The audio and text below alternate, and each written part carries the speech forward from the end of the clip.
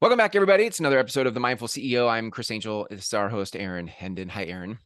Hey, Chris, hang on. I'm reading this. This meeting is being recorded. It says, I don't know why there's a warning on here that says, ever read this? Or did you just hit got it? I mean, just read this thing. Yeah, no, it didn't pop up for me. Maybe because I'm the host of the account. Right. Smart recording uses AI technology, which may include third-party models to create meeting recording highlights.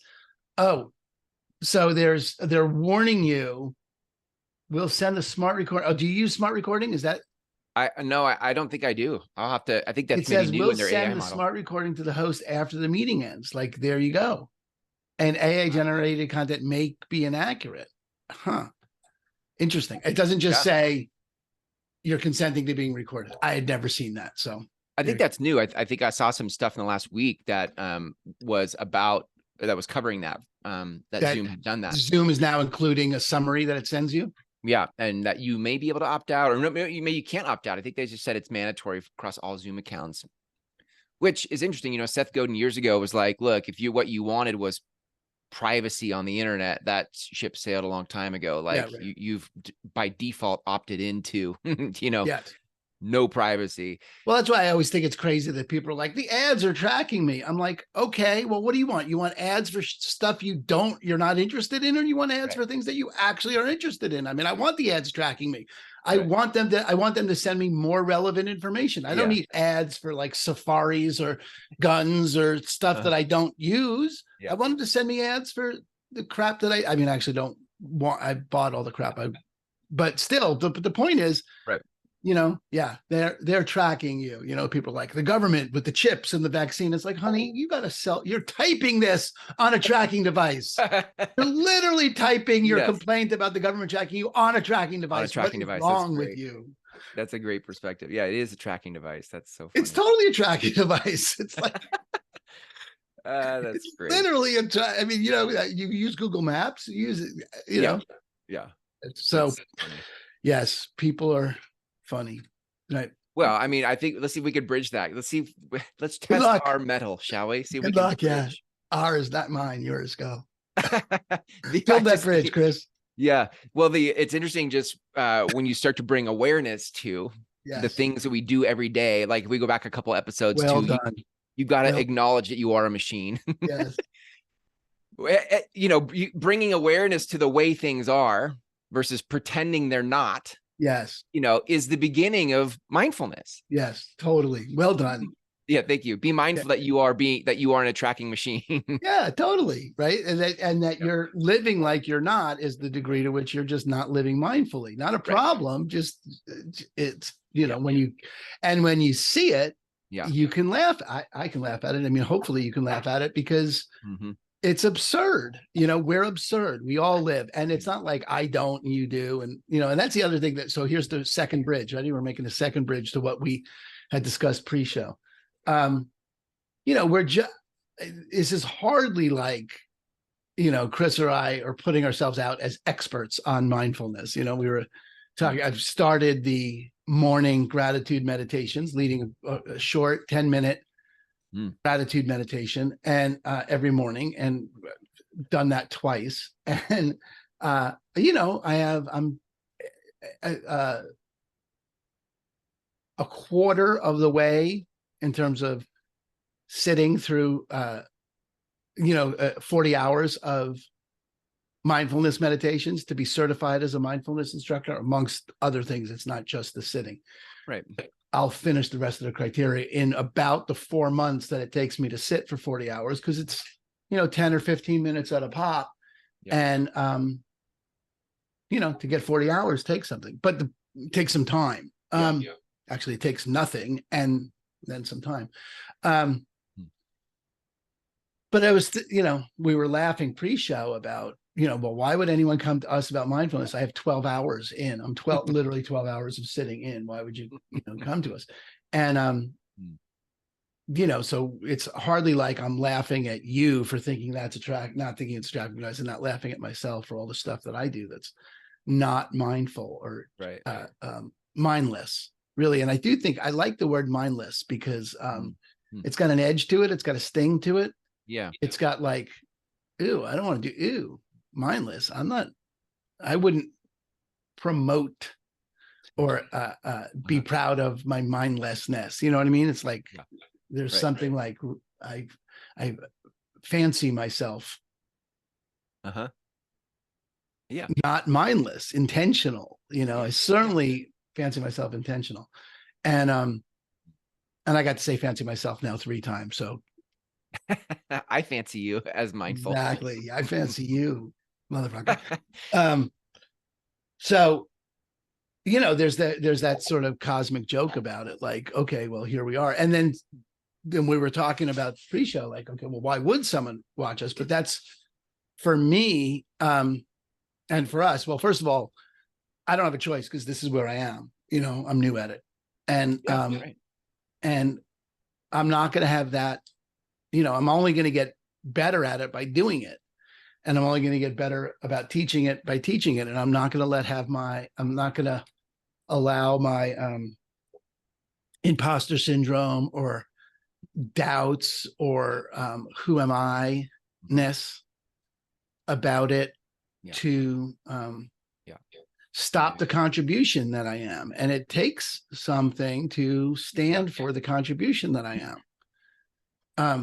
I don't know. You hear anything in that? I used to, I haven't done this program in a while. It's a program on how do you design online courses for your business. And in it, one of the things that is standing out for me here in this conversation is I will say people don't pay you for your answers, right? They're not, in other words, the value they get is not from what you say. The value that they get is not the thing you said. The value they get is from what you have them do. So if I pay for your program or I sit through your meditation, the value is not how good you did the guided meditation. It's not how long it was or how short it was or what music you used. The value the value isn't even whether you have 12 hours or 1,200 hours as a guided meditation mindfulness instructor person. The value is that you provided space for me for 10 minutes to get present to what I'm grateful for. And that period is the value. Right.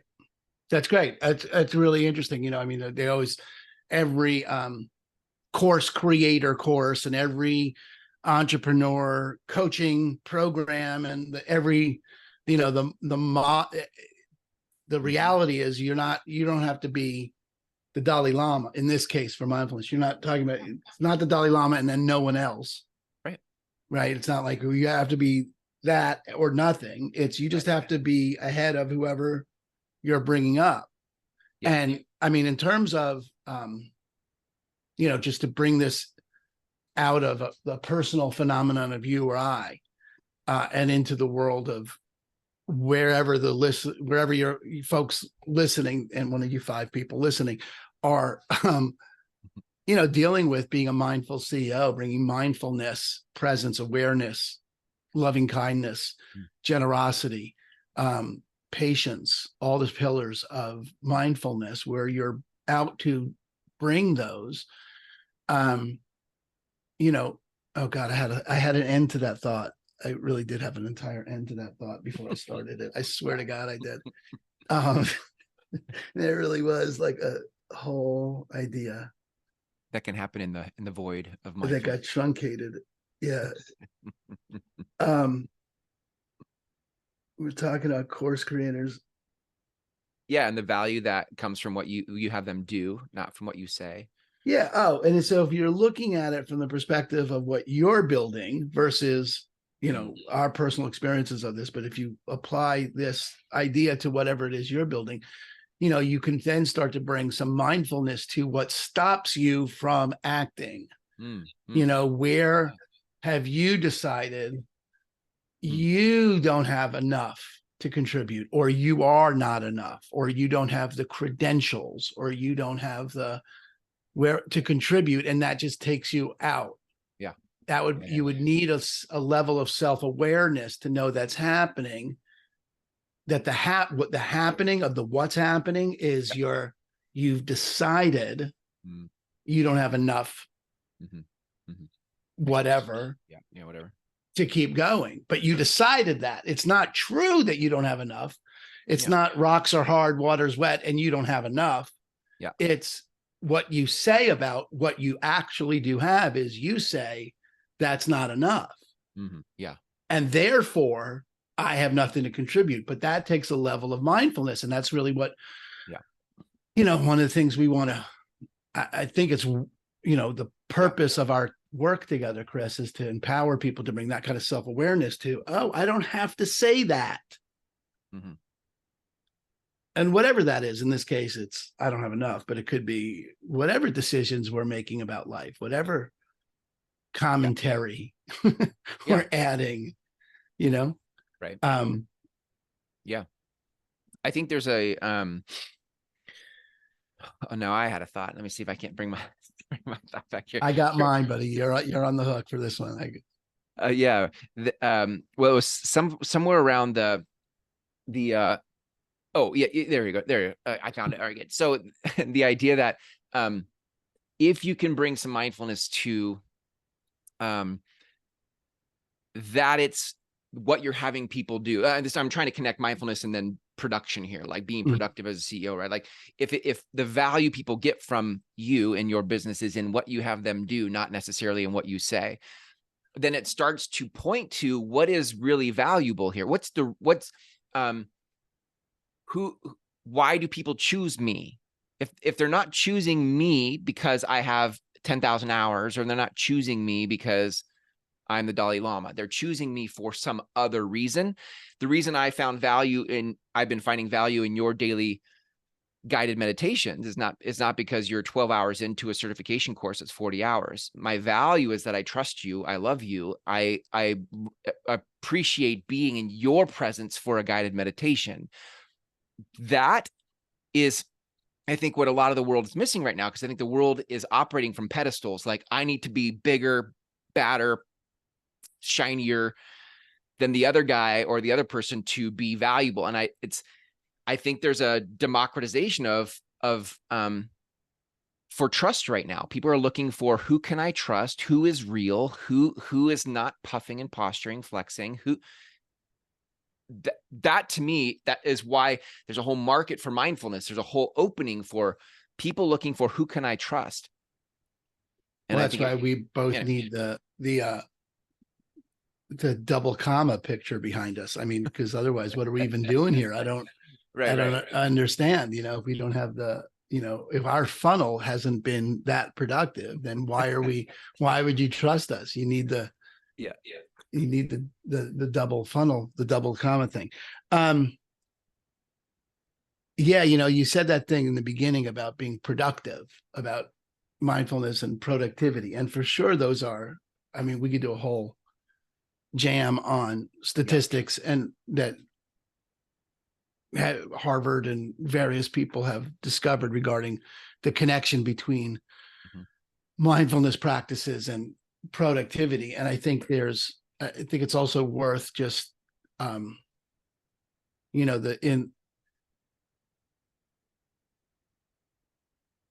because God bless productivity. Okay. Really, first of all, not saying, I love being productive. Exactly. So, and there's I think there's a peril in making too straight of a line there. Yeah. Like, I'll do this to this. Sure. And that straight of a line is problematic in mindfulness. Now now you're not in the space of mindfulness because you're trying to get somewhere where you're not, and that there's no mindfulness in that. So you can't be mindful in order to be more productive in what you're doing. You have to be mindful, and in the moment of mindfulness, and bring that moment everywhere you go. That's the other side of it. Is it's not just, okay, I do 10 minutes in the morning and that's where's my reward? Right. Where's my cookie? I did my 10 minutes. It's that 10 minutes is, and so this is now bridging to the other conversation we were having. So just being early on in my mindfulness practice and, doing it now for about 6 or I forget how many weeks. I could look it up, but I think it's close to 6 weeks, maybe 8 weeks. Every day, just these little snippets. So first of all, the 10-minute, we're going to fight again about our 10-minute versus 90-minute thing, but I like the 10 minutes-ness of it. And I have found it to be shockingly effective, and effective meaning they add up, they stack. And so, I have access to that space, and there's just, I think mindfulness and is well spoken about the space between the breaths, like just that if you can be conscious of the space between the breaths is an access to being here and now. That's way more available to me than it was 2 months ago. Like, it's actually there for me as an experience, like just, so that practicing, building that muscle of letting go of where I need to get and being here in the moment is a building kind of thing. So I really do. I think people, certainly for me, until having done it regularly, consistently, felt like 10 minutes was useless. It's not enough. And I just think all that stuff is that not enoughness is, it's not only a function of whatever, grab the next shiny object culture, the next, I'm not the next guru kind of thing. I think part of it is that, for sure. Like, I gotta get myself, if I'm not in a double comma club, I'm bullshit.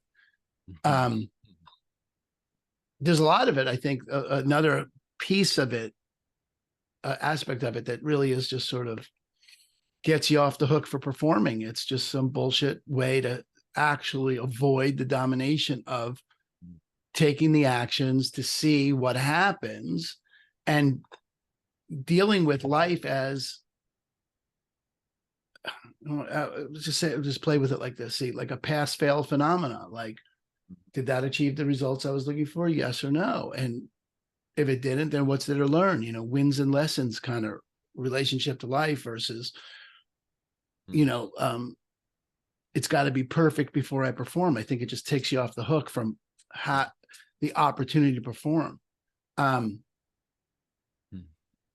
was a big piece of my starting the meditations publicly now, so early in, because I want to get through that curve as quickly, as soon as possible, not as quickly as possible, but as in the timeline of my life, as soon as possible. I don't want to put off, because that learning, we're a year and a half, maybe even 2 years into this now. And, we're up to 5 listeners, and it's, but you and I now, I don't know about you, but I really feel like, we have, we're now having conversations that, weekly, when you and I get off the call, I'm always left with, wow, that was a really cool thing to have talked about. Right. And, that took a while. You're going to suck at anything in the beginning. I just want to get through that suck more quickly, or sooner in the timeline. I don't know about the length of time I'm going to be in the suck. But I know the suck is going to end sooner if I start sooner. And I think that's a big aspect of what a mindful CEO could provide. Mindfulness in a CEO could provide is, that suck is more commentary than is all commentary, frankly. Right. I really like it'll be 2 years this winter, December-ish, November-ish, I think that we started talking about creating a community and what would this be. And then we launched our podcast, June last year, 2022. So, I mean, we've definitely been at this a while, but the thing that I love that we have done, it would be easy, back to commentary, it'd be easy for someone to be in our shoes and judge it as it's not working, it's broken, it failed, it's not going to launch. I think mindfulness has been helpful in these 2 years, whether it's been consciously mindful or just enjoying the moment with you, each conversation, that I'm really clear the foundation that's come from being mindful about choosing these sessions, choosing to show up and record, choosing to mumble forward, that choice has created foundation for you and I. And I think you could really tie that back to mindfulness. I think a lot of CEOs, people trying to create something with their life, like I have in the past, can get attached to the failure of it, the frustration of failure. I hate failing. I hate it not going the way I want it to go.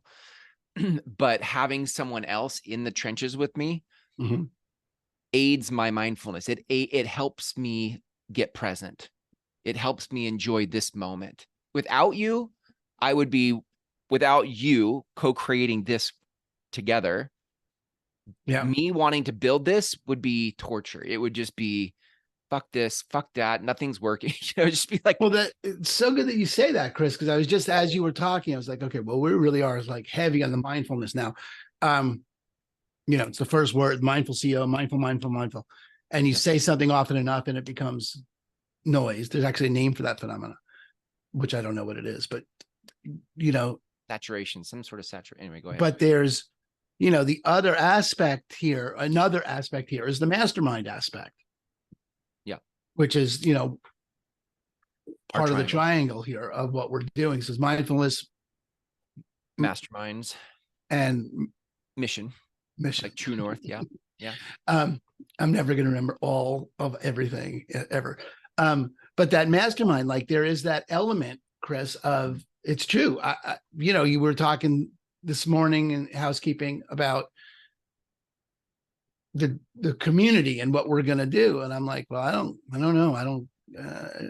I need you to start the framework. So, like there's a level at which, I wouldn't do anything.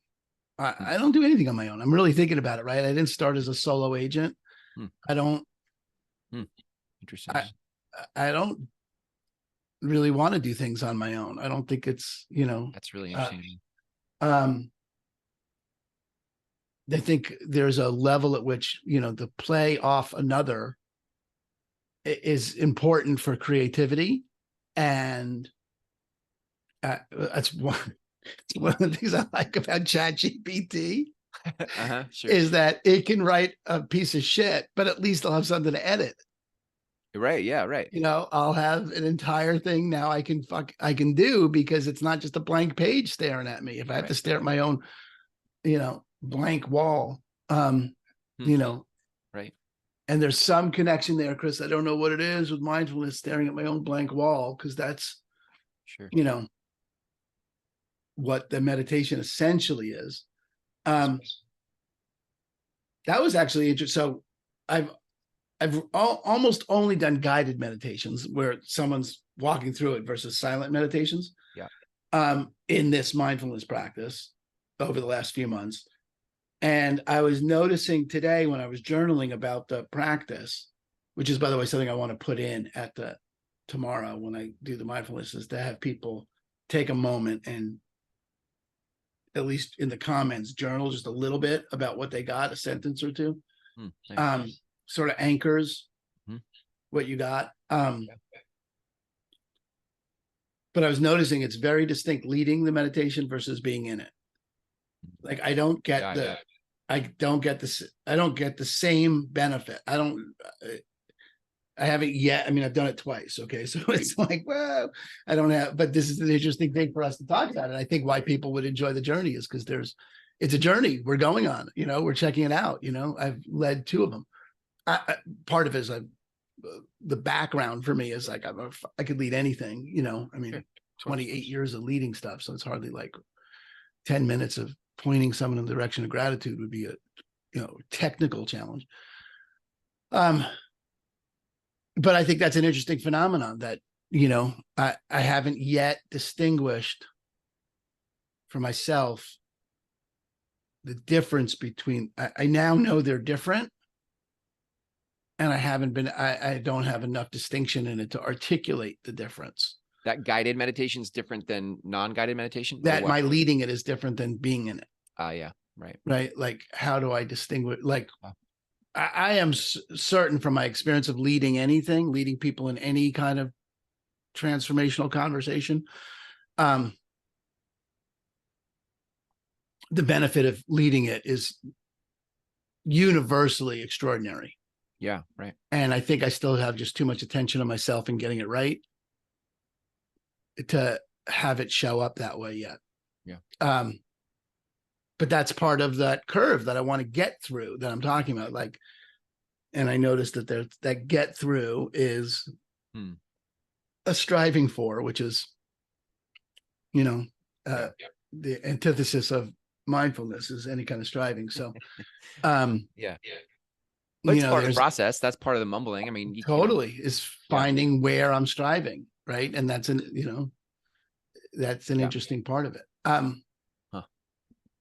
Yeah, and I think one of the things, Chris, that also is appealing about our conversation, and I know that our gold star listener Jody, when she hears this, big shout out, Jody. You got to got an Easter egg in this episode. Is the authenticity. And they paired, oh my gosh, when I was doing my work this morning, hang on.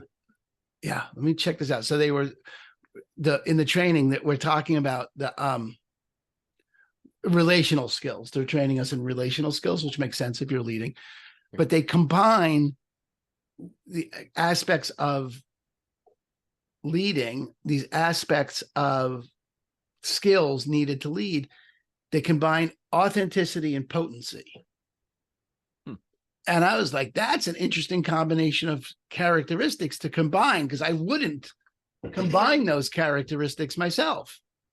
I wouldn't think that those two things are necessarily correlated or connected in some way, other than authenticity good probably leads to potency in some, like I haven't put any thinking to it.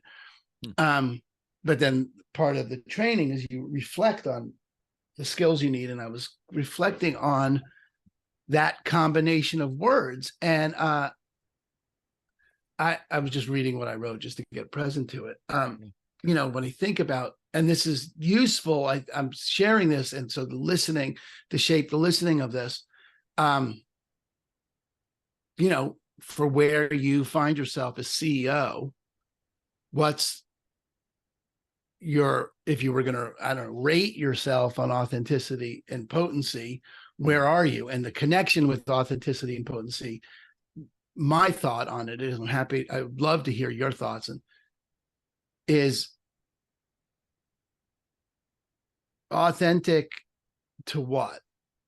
Authentic to self, right? That's what I came up with was, for me, I was like, okay, well, if I'm authentic, I'm expressing myself, the big S self, like the self of self, not my identity, not my personality, not the normal trappings of what one considers oneself to be from the past, the self, the soul, the, unified field, the self, right? And authentic to that, when one is in fact, expressing all those characteristics of non-striving and being here now and patience and loving kindness and generosity and gratitude, and you're authentic to that self, that soul.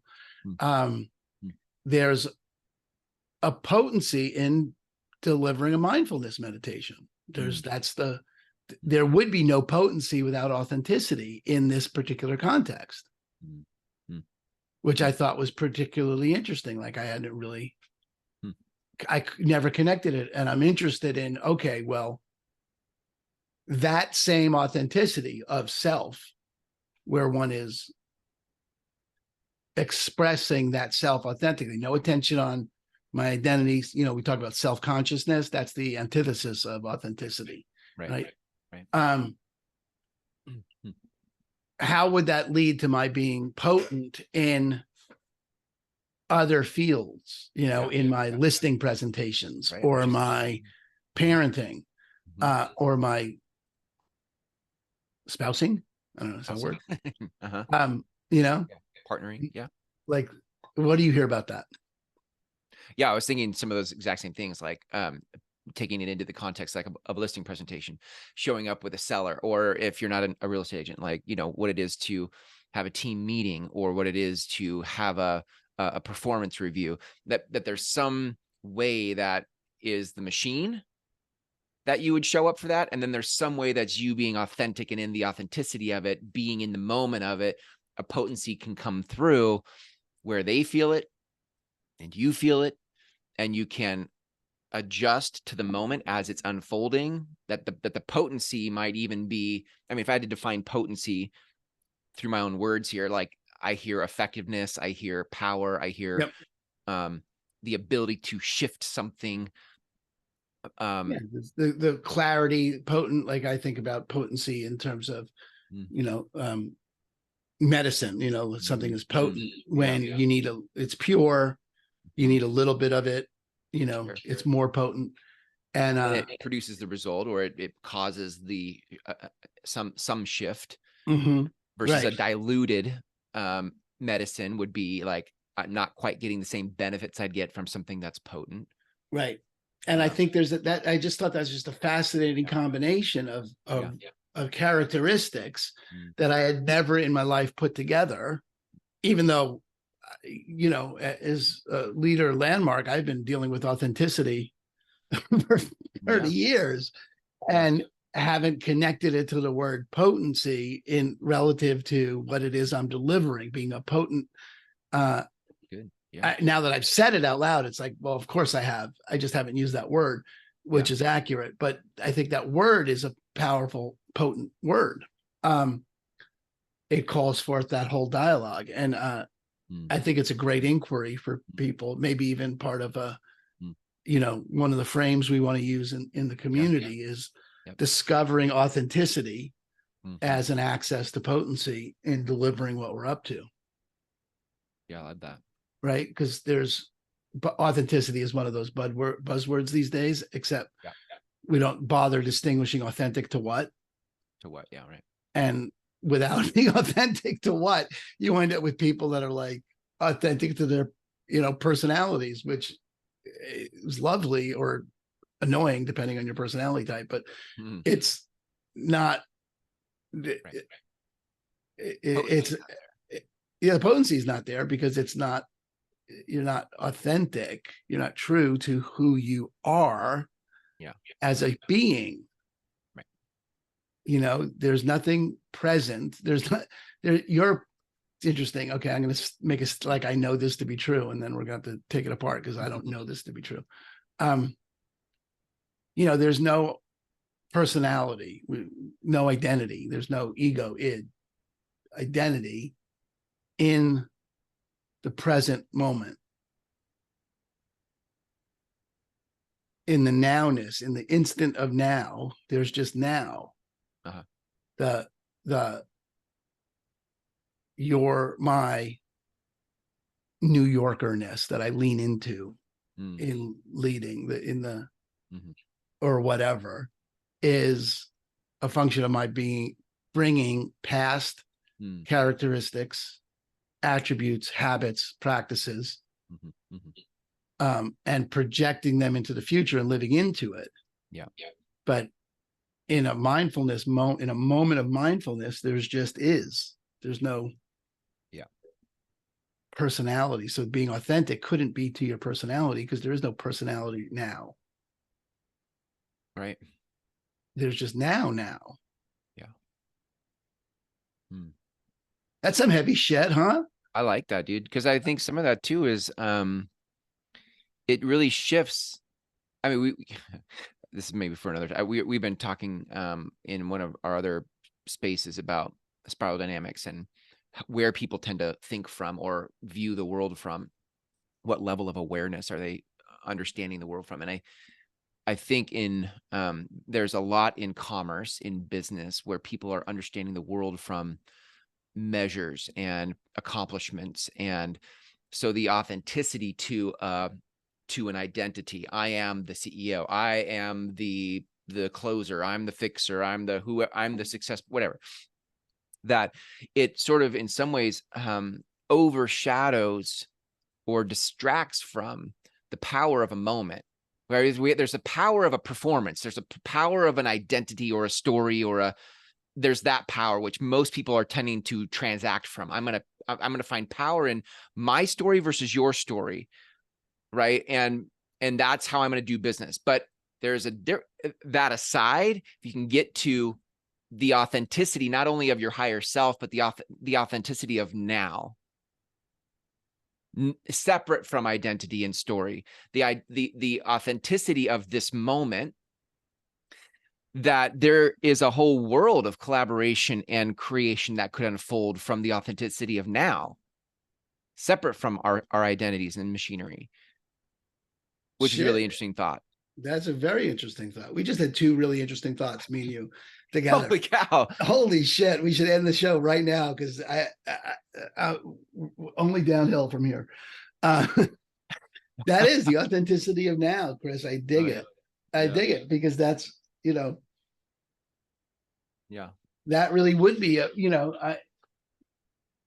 this is good. I'm going to go back to relating this to, my experience with Tantra and my wife, but that's, those pillars of mindfulness and the pillars of Tantra are, might as well be the same. I mean, really, there's no, literally a Venn diagram would be a circle. That's been an unbelievable breakthrough in our connection and intimacy and partnership, is taking time to be here now with each other and be fully in the moment with each other. It's been about a month now, but up until this last 4 weeks, she traveled and then was sick for a while, and we ended up doing it this week, 2.5 hours of blocked time just to be together. And no phones, no distractions, just together doing various qigong and massage and whatever else we do together. But it takes that length of, there's a length of practice. This is good. This goes back to the 12 hours or the 10 minutes. And there's something that practicing that gives us in terms of the authenticity of now, like when we're connected with each other from the level of self, that vibrates out through the rest of our lives. That's not just that 2.5 hours, that then those energetic beings that we are stay connected that way. And I think that's the daily practice of meditation, of mindfulness, is to energetically keep that bubble going so that throughout the day there's a vibration around us that's, I love starting the day with gratitude, because there's that vibration around me that starts with, this moment is just a fucking blessing. And the ability to come back to that in the midst of whatever else is happening is, far more effective place to perform from than the ordinary worry, stress, and anxiety that my 60 years has practiced. And I have a lot of practice in stress, anxiety, and worry. I have master's, PhD, doctorate in worry, stress, anxiety, and was going for one in guilt, but I gave up studying for it. So that's good, man. Well, this feels like a good place to maybe we could wrap that there. Yeah. Two good thoughts. Let's go get a beer. Those of you listening, if you want to learn more about the community, where I think, I really, maybe in a future episode, Aaron, exploring more about authenticity or mindfulness together, the idea that mindfulness, there's a whole other world of being mindful together, like you and I do in these sessions, versus mindfulness alone. Both are good, but I think sometimes mindfulness together gets overlooked because it seems like such a solitary practice to be mindful. Perfect. But to save that prompt for next time, I'd love to start exploring that. Yeah. So those of you that already know that mindfulness can be easier together. Like that's why Aaron and I are creating the Mindful CEO community. So if you'd like to be in a group of others who are interested in this inquiry, go to the mindfulceo.com/invite. And there's a video of Aaron and I talking about the community and an application button. Fill out the application. We'll follow up with next steps and off we go. So awesome, Aaron. Until next time. Peace.